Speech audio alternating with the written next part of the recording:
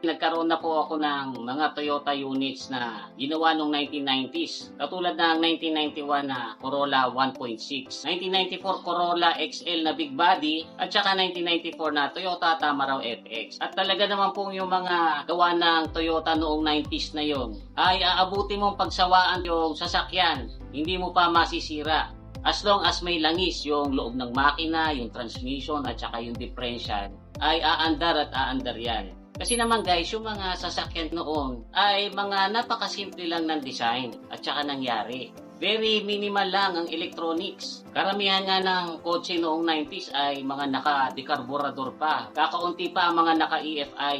May mga modelo rin noon na walang power steering. Kakaunti pa noon ang mga naka-power window. Bihira yung mga unit na may power side mirrors at saka yung mga naka-ABS. Ang car audio naman nun ay napakasimple lang, cassette player na may auto reverse na pwede kang mag-tune in sa AM/FM radio.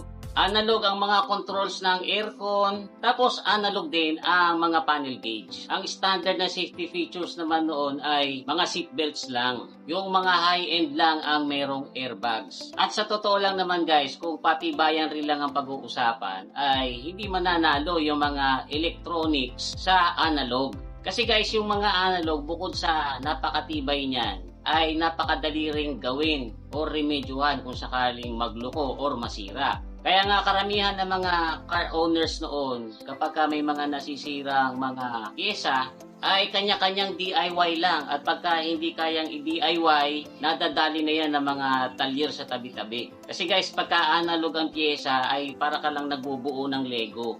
Which is na-enjoy din naman namin noon kasi kasama yan sa pagiging car owner noon, yung matuto kang magkalikot.